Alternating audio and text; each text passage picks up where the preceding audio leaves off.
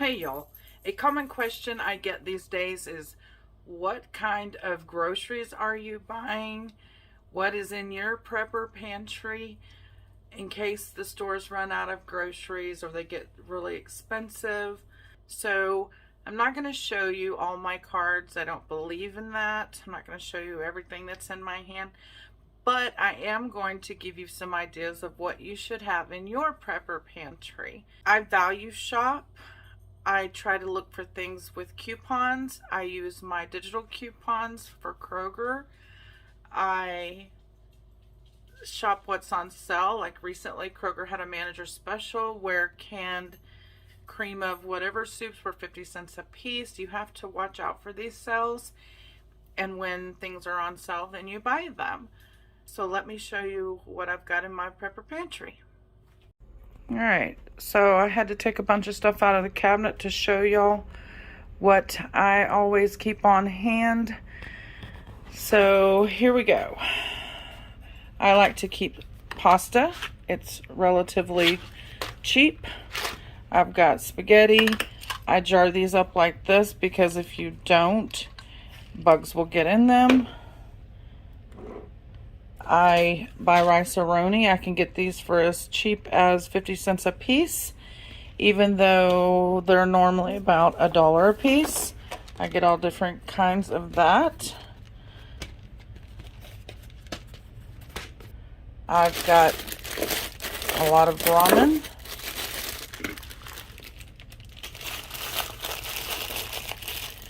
I have every kind of bean known to man, dry beans, canned. I reuse my ragu jars. I have a video about that. Rice. I explained in my video about why I do it this way.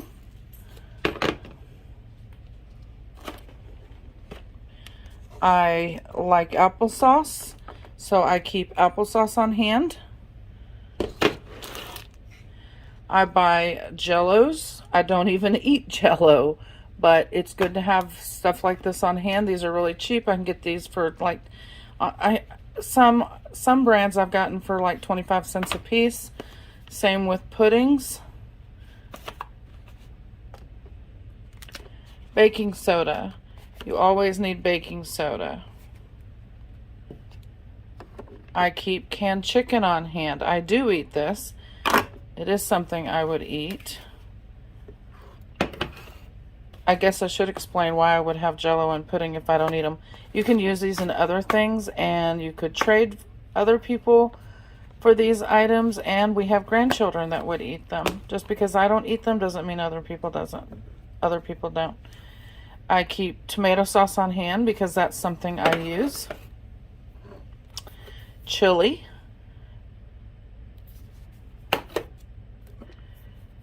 We keep canned fruits, all the different kinds of canned fruits and their natural juices. Refried beans, again, something we use. Tang. I mean, if there's no Cokes at the store, people might at least want some Tang.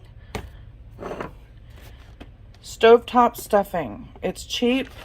It saves well in the pantry, and I happen to like the taste of it. Might go good with squirrel if I get that desperate. Evaporated milk is a good one. All the different cream of whatever. Cream of chicken is something I will eat with some crackers as just a soup, or you can use it in recipes. I even have Vienna sausages. I loved these as a kid. My granddaughter likes them. My husband will eat them. It's not something we would eat every day, but we keep this stuff in our prepper pantry. Salt. You're always going to need salt. I can grow a garden. I can raise chickens, but I don't have a salt mine.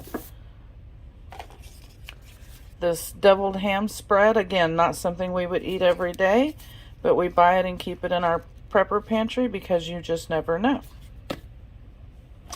Another drink I get, you can see I happen to like lemon. If I'm going to drink something, it's going to be lemon. It's going to be a citrus of some sort, so I do buy these little things.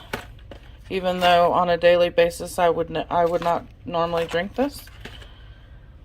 I have canned milk. I look for these to be on sale or for coupons. Sugar. This is something that you are going to need even if you don't use sugar on a daily basis, because, oh, I'm keto. Good for you, but if you're going to have to can foods, you're going to need sugar. I, of course, did my video on water glassing eggs, so I have several of these. I like to get these little rice-a-roni things.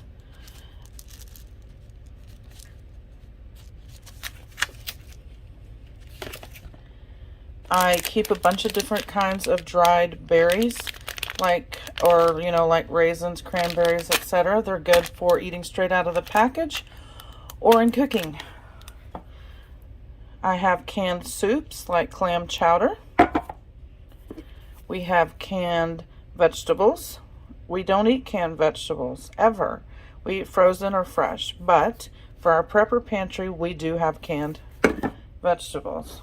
We have Spam. Haven't eaten this since I was a kid, but I've got it in my prepper pantry.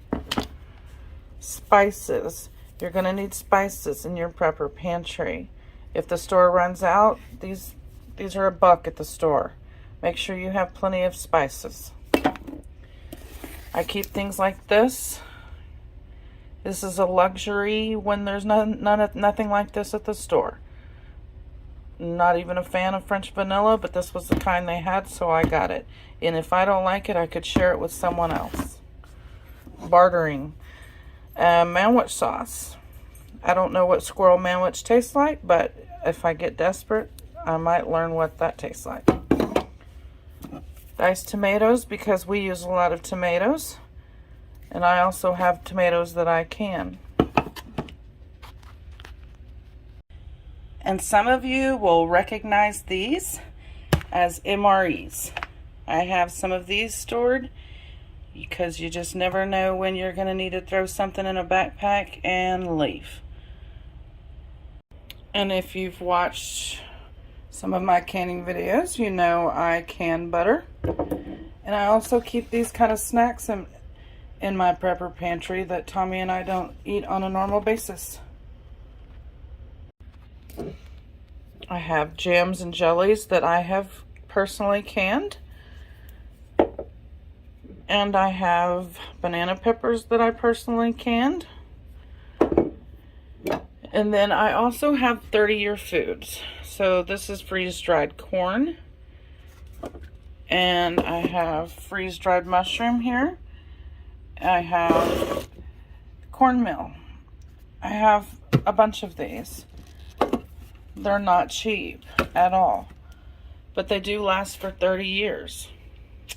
And it's something that you might want to invest in if you're creating your own prepper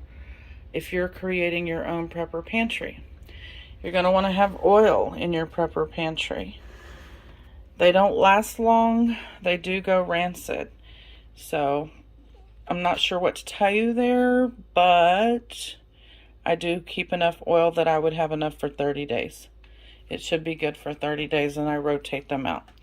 Now, some of you are going to say, but I already have these things in my pantry. Exactly. That's the point.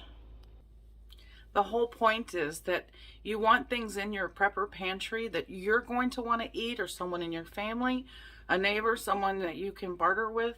You don't want things that no one's going to want to eat. This is not an all-inclusive thing of what I have in my pantry. I'm not going to show you that. But these are things that I feel we should always have on hand, just in case there's a hurricane that wipes out our electricity for a month, which has happened, or a freeze where we had no electricity for a week, or meltdown at the grocery stores where we're not getting groceries in the stores like we're used to having them.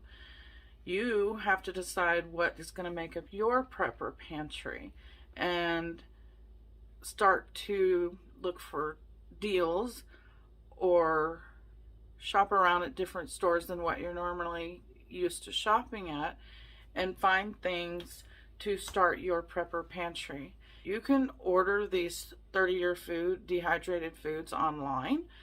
I will put the link in the description for those. I know I've seen them on Walmart.com too, though. Not that brand, but I've seen dehydrated foods on Amazon and Walmart.com.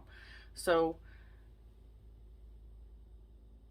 I want to stress the importance of always being prepared in your kitchen for what might or might not happen. I'm never going to encourage you to go buy 50 packages of toilet paper, but buy one extra on your shopping trips. This isn't, someone said something about don't get political on your YouTube, it'll ruin your YouTube. I'm not getting political. Both sides are saying that we have a problem and there are going to be shortages at your grocery store. Your president, our president, said so. We have Republicans and Democrats saying, look, a problem is about to happen. You can prepare for it or not. And when you don't prepare for it, what are you going to do? Well, I'm preparing for it. I've always been preparing for it. Like I've said in other videos, I live on the Gulf Coast of Texas, and we just never know when we're going to need to rely on ourselves. That's what self-reliance is all about. It's not relying on FEMA to show up and rescue you. So I hope this gave you guys something to think about, some ideas for what you could put in your pantry or under your bed or in a closet. I wouldn't recommend putting this stuff out in a garage that gets over 100 degrees in the summer like mine does, but you can find extra storage if you need to. And I suggest that all of my subscribers start their prepper pantry now. Start your garden now. Get you some chickens if you can. They're very easy to raise, but it'll be 6 months before they ever even start laying. So, thank you guys for watching. I hope this was helpful, and if you haven't already, please subscribe.